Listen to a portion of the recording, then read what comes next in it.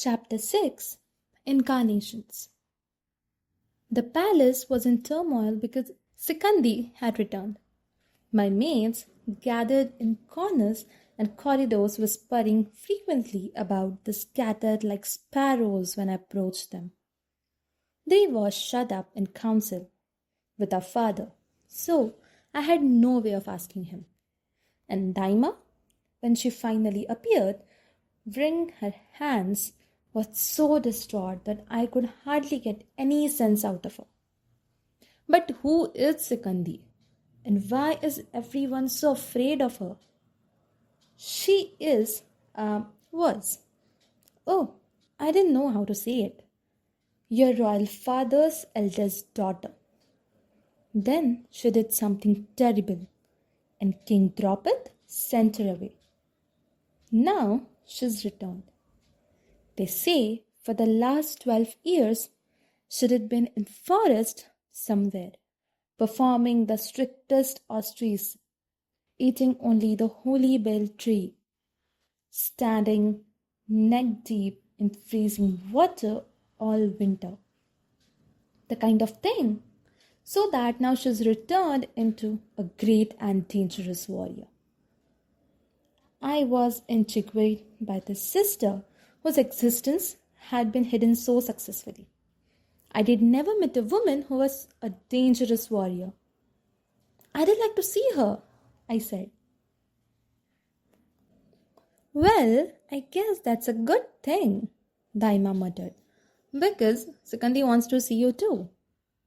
This afternoon, in fact. Only she isn't really a woman anymore. Do you mean she no longer behaves like one? I asked. Daima had a lengthy compendium of rules as to how women should behave. For years she had trained to din them into my head. Already I felt sympathy for the unknown Sikandi. But Daima sped off, with more hand-wringing to ensure that the noon meal befitted the dignity of a great and dangerous warrior. She paused only to inform me that Dri, who usually ate with me, would not be here because Sikandi has expressed a desire to speak with me alone.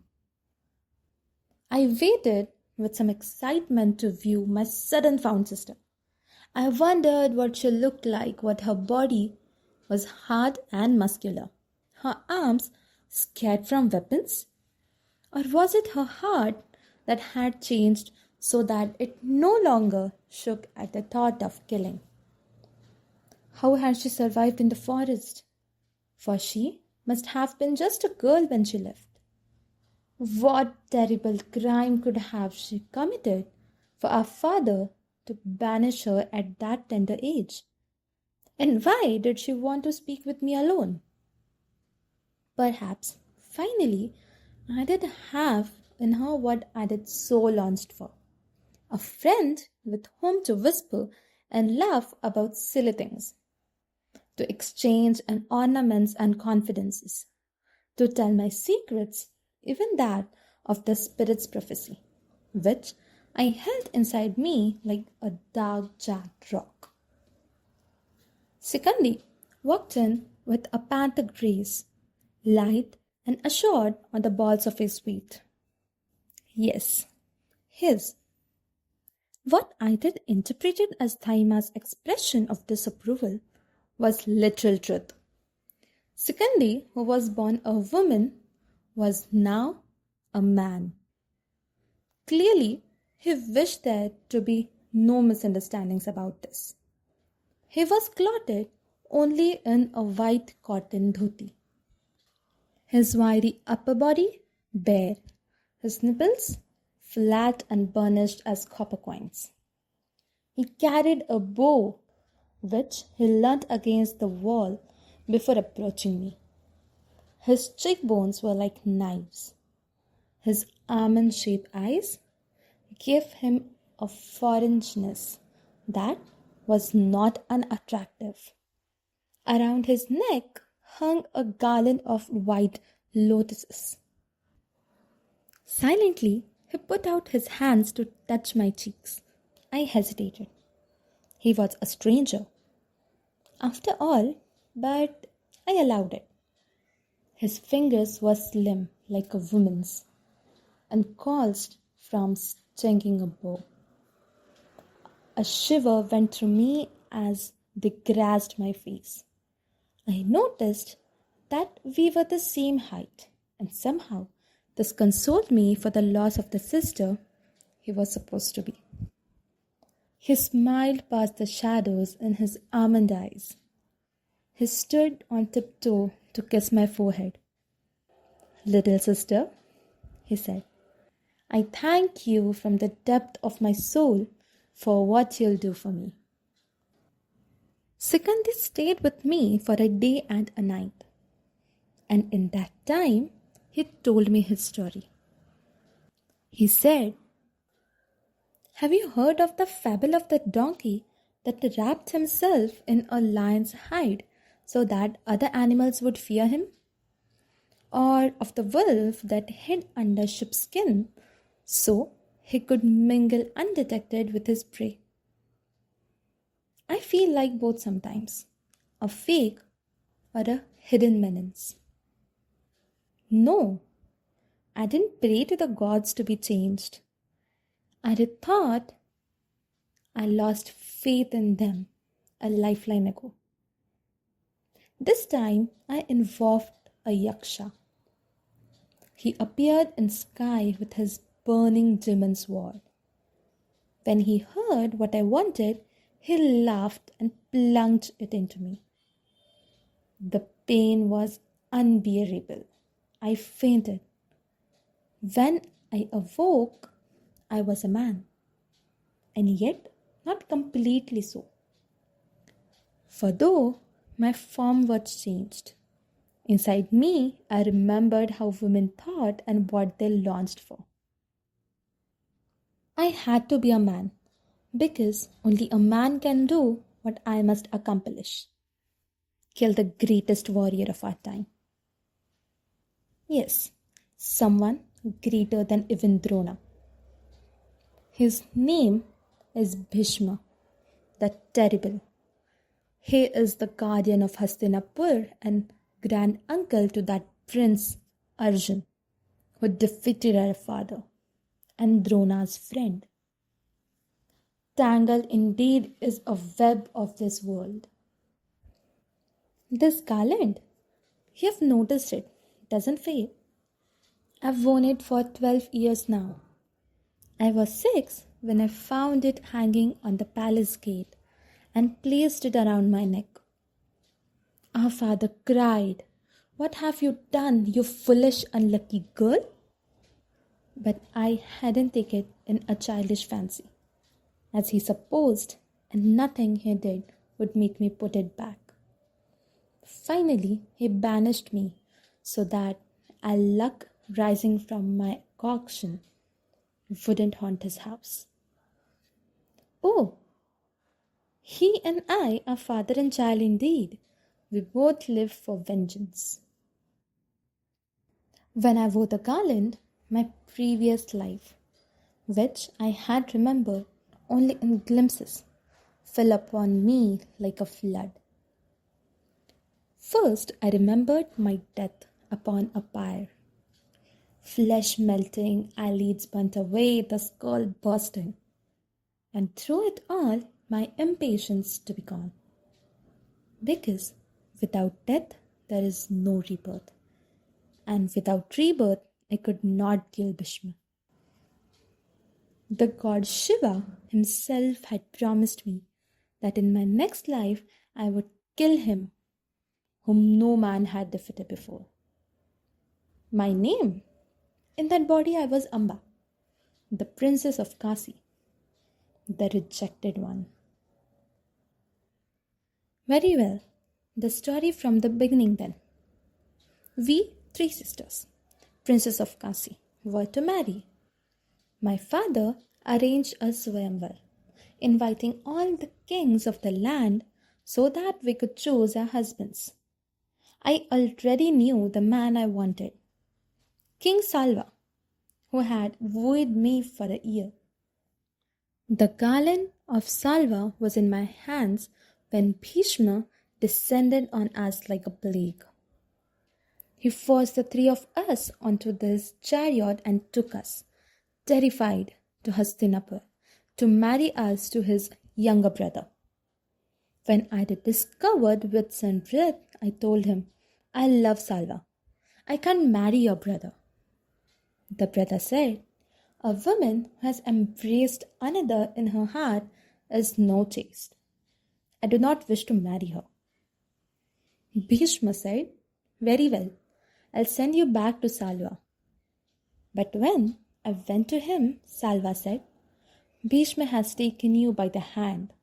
You have been contaminated by his touch. You belong to him now.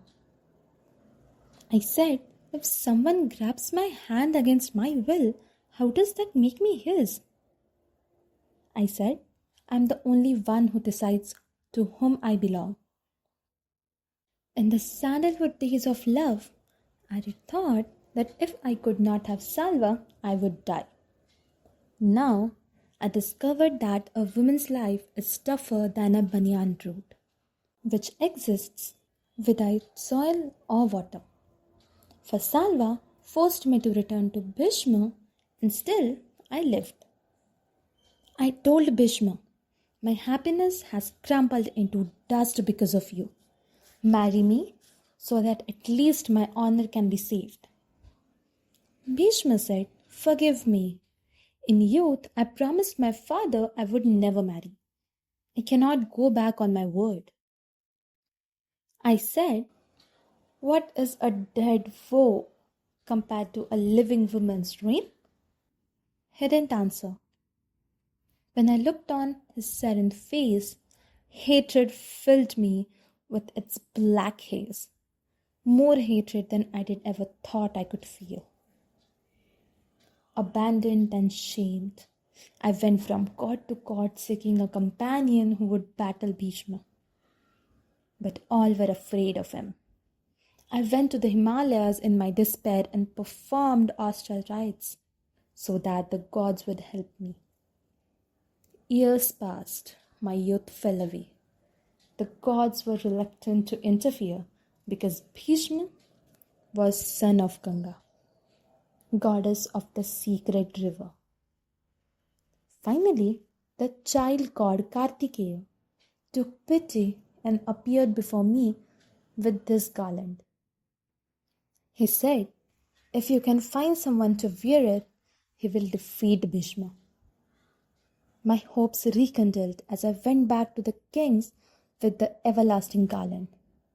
But the cowards, in spite of a god's assurance, they were still afraid.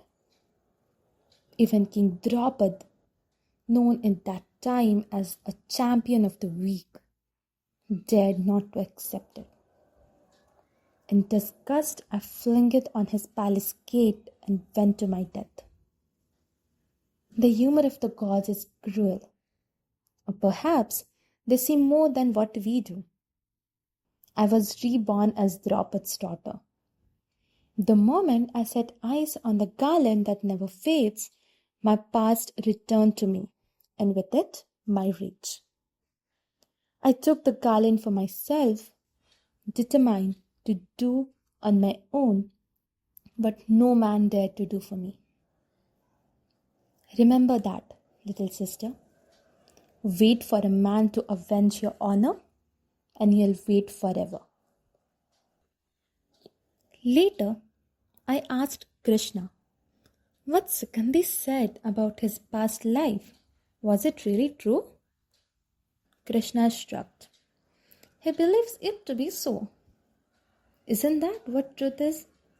The force of a person's believings seeping into those around him, into the very earth and air and water, until there's nothing else. Oh, it was hard to get a direct answer from Krishna. Could he really have been Amba in a previous incarnation? I persisted. Or did he thought some strange empathy feel for sorrow so deep that he resolved to avenge her? We all have past lives, Krishna said, though it wasn't what Arad asked.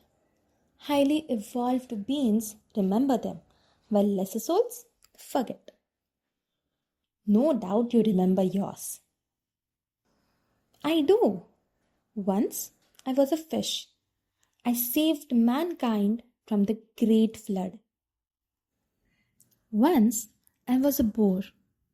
I lifted earth on the perimordial waters with my tusks. Once I was a giant tortoise. Wait, I interrupted. Those are the incarnations of Vishnu. I read about them in the Puranas. He lifted his shoulders and spread his hands. There's no fooling you, Krishna. In you, I've met my match. I eyed him with suspicion. I never could tell when he was joking. Then he said, I remember your past life too. I tried to feign indifference, but I couldn't keep it up. Tell me, I cried.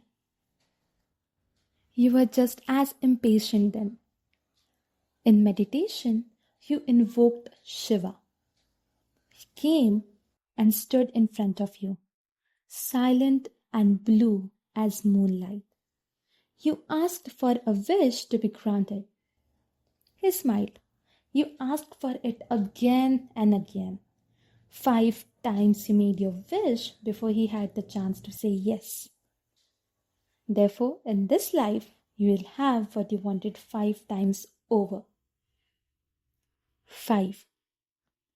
The word beat upon my heart, and the warnings of the sage, which I did manage to push back of my mind over the last months, stung me again like a poison weed. What was my wish? I asked, my throat dry. Haven't you have enough of prophecies yet? Krishna said. His eyes, bright with amusement, were like black bees. King Draupadi had invited Sikandi to stay with him, but Sikandi politely excused himself. However, when Sikandi said that he would like to stay with my brother and me instead, I sensed our father's uneasiness. Perhaps he was worried that Sikandi would be a corrupting influence. But I was delighted. Something about Sikandi drew me to him. Was it easy acceptance of me?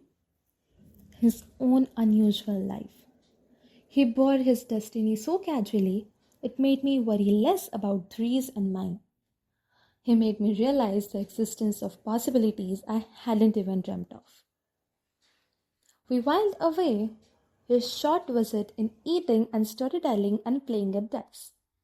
We laughed a great deal, often at the littlest things. I composed poems and riddles to entertain my brothers as I watched them practice with swords. Dhri bested Sikandi easily, then asked with concern, How are you going to defeat Bhishma? I don't have to defeat him, Sikandi said.